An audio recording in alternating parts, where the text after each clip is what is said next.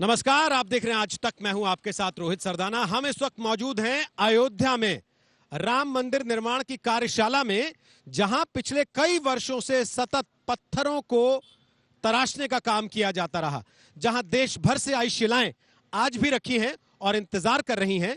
भूमि पूजन के बाद ये सारी शिलाएं यहां से ले जाई जाएंगी उस स्थान पर जहां राम मंदिर का निर्माण होना है, और इन शिलाओं को असली जगह इनकी प्राप्त होगी, जिनके लिए देश भर से ये शिलाएं इकट्ठी करके यहां लाकर रखी गई थी। तो कैसा होगा भव्य राम मंदिर? क्या है तैयारी भव्य राम मंदिर के लिए? भूमि पूजन का कार्यक्रम किस तरीके से आगे बढ़ेगा? उसके लिए क्या क्या विशेष आयोजन किए जा रहे हैं? हमारे साथ इस वक्त उत्तर प्रदेश के उप मुख्यमंत्री दिनेश शर्मा मौजूद हैं। सीधे हम उनसे बात कर सकते हैं। दिनेश जी, आपका स्वागत है। आज तक 121 घंटे की संपूर्ण कवरेज अयोध्या में राम मंदिर भूमि पूजन की कर रहा है, और उसी के विशेष कार्यक्रम का हिस्सा आप भी आज हमारे साथ बन रहे हैं। मन में कहीं इस बात को लेके थोड़ा बहुत मलाल रह गया कि कोरोना ना होता तो आप भी यहां बैठकर कार्यशाला में हमसे बात कर रहे होते शायद? नहीं, निश्चित रूप में हम सबकी अपनी अलग अलग जिम्मेदारी है, किसको कहाँ रहना है ये तय किया गया है। कार्यशाला में आप हैं, आप सौभाग्यशाली हैं। श्री राम का मंदिर का भव्य निर्माण हो, ये भारतवर्ष की अधिकांश जनता की इच्छा रही है।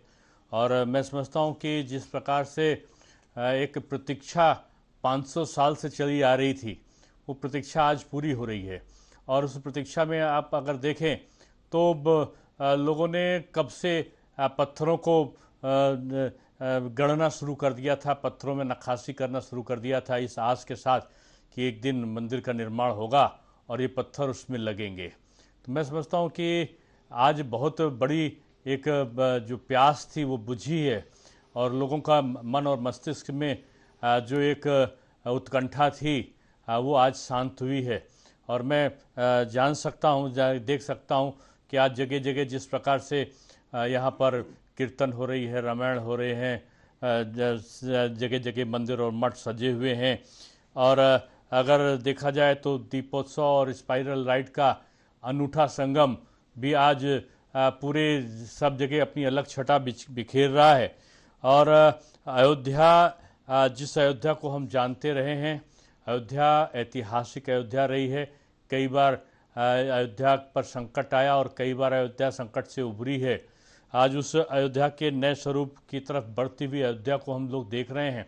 और ये वो नया स्वरूप होगा अयोध्या का कि जब हम वहाँ के जो ड्रेन्स हैं उनको टैप करके एसटीपी तक उनको पहुँचाने का काम पूरा कर चुके होंगे। हम उस अयोध्या को देखेंगे जिसके 9 बड़े और भव्य द्वार होंगे।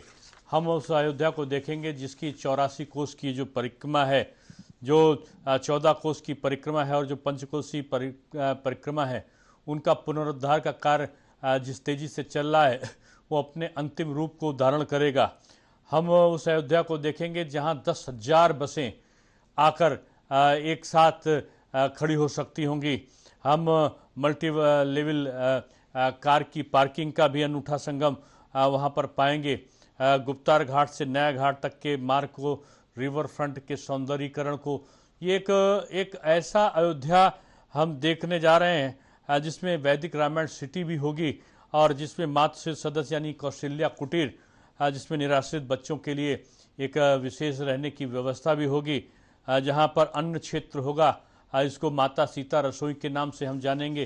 तो ये अयोध्या एक ऐसी अयोध्या के रूप में हम आज देखने जा रहे हैं, जो धार्मिक क्षेत्र के अनुसार तो है ही है, जिसके चारों ओर अगर आप देखें तो चारों ओर मार्गों का निर्माण हो रहा है। अगर देखें तो ये भजन संध्या का अगर आप स्थल देख रहे हो तो 94% काम इसका पूरा हो चुका है। दशरथ महल में सत्संग भवन का निर्माण और यात्री सहायता केंद्र लगभग पूरे होने पर है। राम कथा गैलरी बनकर तैयार हो रही है। अगर देखें दिगंबर अखाड़ा परिसर में मल्टी लेवल हॉल बनकर तैयार हो चुका है। राम की पौड़ी का कार्य बड़ी तेजी के साथ में पूरा हुआ है। और लक्ष्मण किला घाट का अगर विकास देखें तो अंतिम चरण पे है, 90% से ऊपर काम इसका पूरा हो चुका है। चारों तरफ बाईपास का जो मैंने जिक्र किया है, बाईपास से अगर देखें तो काफ़ी लंबा बाईपास यहाँ पर बन रहा, 190 किलोमीटर का बाईपास बनकर तैयार होने की तरफ हम लोग तेजी से उसको काम शुरू कर रहे हैं। पंचकोसी परिक्रमा में मैंने बताया कि 2 लेन के रेलवे ब्रिज का निर्माण इसमें हो रहा है। उत्तरौला, अयोध्या, प्रयागराज में 4 लेन ओवरब्रिज का निर्माण होगा। आसपास के क्षेत्रों का विकास भी अयोध्या से होकर होने का बात जो है वो भी तय हुई है। 14 कोसी परिक्रमा जो हम शुरू कर रहे हैं तो उसमें सूर्य कुंड का ऐसा निर्माण, लगता है ये पूरा प्लान आप और योगी आदित्यनाथ पहले से बना के बैठे थे, इंतजार केवल अदालत के फैसले का कर रहे थे कि वहां से मंदिर को हरी झंडी मिले तब हम जाके लोगों को बताना शुरू करें कि देखो अयोध्या के लिए हमारे पास क्या क्या प्लान है। मैं इसमें एक बात तो आपने सही कही कि हमारे मुख्यमंत्री का एक विजन है और उनका विजन है एक नई अयोध्या का निर्माण। उनका एक विजन है कि अयोध्या केवल अयोध्या धार्मिक पर्यटन के क्षेत्र से नहीं बल्कि आर्थिक पर्यटन का भी केंद्र बिंदु बने। लोग यहाँ दर्शन करने आए तो उनको अन्य तमाम चीज़ें भी मिलें, दर्शनीय स्थल भी मिलें और यहाँ पर एक अर्थ का बहुत प्रमुख साधन अयोध्या बन जाए। इसके लिए इसका इंफ्रास्ट्रक्चर भी जिस प्रकार से पूरा करने का काम किया जा रहा है वो भी अपने आप में बहुत अनूठा है। मंदिर को लेकर जो लोग लगे हैं उनसे हमने बात की तो पता लगा कि 3 साल का प्लान है। अगर कोरोना की ज्यादा मार लंबी ना चली तो 3 साल के भीतर काम को पूरा करना चाहते हैं मंदिर के।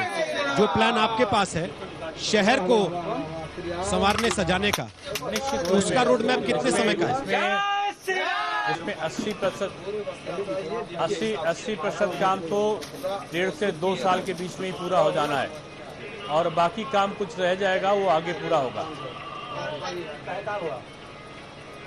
तो अयोध्या को दुनिया तीर्थ स्थल के तौर पे जाने आप ऐसा चाहते हैं या पर्यटन स्थल के तौर पे जाने ऐसा चाहते हैं? नहीं, देखिए तीर्थ स्थल तो अयोध्या है ही है। हमारा वो तीर्थ स्थल पर धार्मिक पर्यटन के दृष्टि से, धार्मिक पर्यटन की दृष्टि से और अधिक पूर्ण हो, संपन्न हो, सौंदर्यवान हो, इसकी भी प्रयत्न हमारी सरकार ही है कि अन्य जो दर्शनीय स्थल हैं वो भी उनका भी सौंदर्यीकरण हो, घाटों का सौंदर्यीकरण हो, रिवर फ्रंट का निर्माण हो, चारों तरफ अंडरग्राउंड जो तार ऊपर बिछे हैं वो अंदर नीचे जाएं। एक अयोध्या एक सुंदर और सुरम्य नगरी के रूप में, एक आधुनिक नगरी के रूप में देखने में सामने आया जिसमें प्राचीनतम स्वरूप विद्यमान हो लेकिन उनका जीर्णोद्धार हो और उन प्राचीनतम स्थानों का अभी एक लोक महत्व लोग जान सकें, इसकी भी पूरी व्यवस्था कराने का काम हमारी सरकार कर रही है। केंद्र सरकार का पर्याप्त इसमें पूरा सहयोग है और अयोध्या एक नई नगरी के रूप में विकसित हो रही है। ये एक बड़ी बात है कि धार्मिक क्षेत्र में तो पूरे विश्व में जानी जाती है लेकिन एक इंफ्रास्ट्रक्चर के तौर पर एक अन्य धार्मिक तीर्थों के साथ में इसका जो लोमहर्षक दृश्य होगा वो मैं समझता हूँ कि देखने वाला होगा। अब हम सब एक आयोजनों में शामिल हो रहे हैं। ये आयोजन केवल 1-2 दिन के बाद इन आयोजनों का स्मृतियाँ शेष रह जाएंगी, लेकिन जब अयोध्या में कोई आएगा तो अयोध्या में जो जिन जिन स्थलों में जाएगा उन स्थलों की स्मृतियाँ उसके अंतर्मन में व्याप्त हो सकें, इसकी पूरी व्यवस्था सरकार के द्वारा की जा रही है। और मैं समझता हूँ कि ये पावन अवसर हमें तब मिल रहा है कि एक तरफ देखें तो सरयू का घाट है तो दूसरी तरफ देखें तो बजरंगबली श्री हनुमान विराजमान है, तो पास में ही श्री राम का मंदिर भव्य स्वरूप धारण कर रहा है। तो ये एक अलग छटा होगी। कनक भवन का अपना महत्व होगा, दशरथ महल का अपना होगा, कौशल्या कुटीर का अपना महत्व होगा। यानी हर पर्यटक स्थल अपनी भव्यता को स्वरूप को प्राप्त करेंगे और उनका अलग महत्व भी होगा। दिनेश जी, अभी जब हम हैं अयोध्या में रहने की व्यवस्था तो एक खास चीज देखने को मिल रही है। पूरी अयोध्या को एक तरीके से पीले रंग में रंग दिया गया है। ये पीले रंग के पीछे कोई विशेष प्रयोजन है? प्रधानमंत्री आ रहे हैं, भूमि पूजन है, उस दिन के लिए है? नहीं, या ये मान के चले कि अब अयोध्या ये पीली नगरी के तौर पर ही देखी जाएगी? नहीं, देखिए, पीला तो बासंती रंग है, जो ईश्वरी रंग जिसको बोलते हैं। बासंती छटा बिखेरने वाला इस रंग से के तमाम पौराणिक महत्व भी हुआ करते हैं। हर शुभ काम में इस रंग का प्रयोग होता है। तो कोई विशेष दृष्टि ना रखते हुए भी इसका अपने आप में महत्व बढ़ जाता है कि पीला रंग हम सबको एक धार्मिक भी और एक अगर देखें ये बासंती रंग जो है हमें शुभ संकेत भी देने वाला होता है। दीपोत्सव मनाने को कहा गया है लोगों से, आग्रह किया है सरकार ने हालांकि कि सब अपने अपने घरों में ही रहें, लेकिन आपको लगता है कि सरकार जब खुद कह रही है दीपोत्सव मनाइए, दीप जलाइए, दीपावली है एक तरीके से, तो लोगों को रोकना बड़ा कठिन हो जाएगा फिर उस रोज जब भूमि पूजन होगा और हर व्यक्ति चाहेगा कि हम नहीं, अपने घर से देखिए- बाहर निकलें और खुशी का इजहार करें? नहीं नहीं नहीं, देखिए, ये कहा गया सरकार के द्वारा नहीं कहा गया है। जो श्री राम जन्मभूमि मंदिर ट्रस्ट है उसने सबसे ये आग्रह किया है कि कोरोना संक्रमण को देखते हुए अयोध्या के लिए कोई प्रस्थान ना करे, जिससे हम सोशल डिस्टेंसिंग को बनाए रखें। अगर किसी को अपना उत्सव मनाना है तो लाइव टेलीकास्ट की व्यवस्था सारे चैनल्स पे की गई है, और इस लाइव टेलीकास्ट की जो व्यवस्था होगी, जिस प्रकार से एक शिशु का जन्मोत्सव मनाया जाता है उस प्रकार से इस दृश्य को हम सबको देखना है।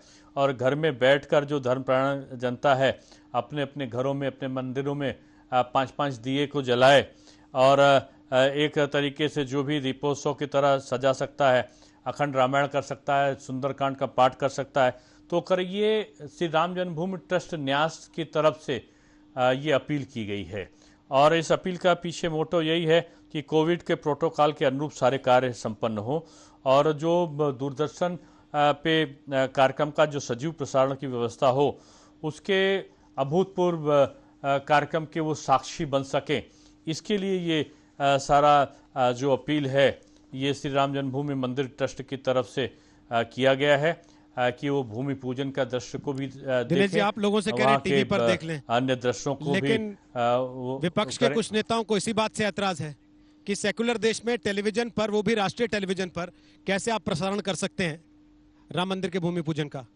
इसी को लेकर शिकायत हो गई है। नहीं नहीं, देखिए, तमाम लोग ऐसे हैं जो टीवी चैनल किसी भी ओकेजन का करते हैं, तो टीवी पे जो प्रसारण करेंगे उसको लोग अपने आप से देख सकते हैं। ये कोई भी महत्वपूर्ण काम होता है, कहीं भी महत्वपूर्ण कोई काम होता है, उसका कई कई बार सीधा प्रसारण हुआ है। कई कई बार आप देखते होंगे कि हम लोग दिवाली मनाते हैं, हम लोग ईद मनाते हैं, ईद का लाइव प्रसारण होता है कि नहीं होता है। हम लोग रामलीला मनाते हैं, रामलीला का सदैव प्रसारण होता है कि नहीं होता है। तो ये एक महत्वपूर्ण कार्यक्रम है, उसका तो अपने आप में लोग सजीव प्रसारण करने के लिए उत्सुक हैं, और वो प्रसारण कर भी रहे हैं। आप देख रहे हैं आपका चैनल प्रसारण कर रहा है कि नहीं कर रहा है। आमंत्रण मिला तो भी कर रहा है, आमंत्रण नहीं मिला तो भी कर रहा है, क्योंकि महत्वपूर्ण कार्यक्रम है। इसलिए इस महत्वपूर्ण कार्यक्रम में हम सबको सहभागी बनना, ये हमारे मन और मस्तिष्क का एक ख्याल भी हो सकता है, एक इच्छा पूर्ति का साधन भी हो सकता है।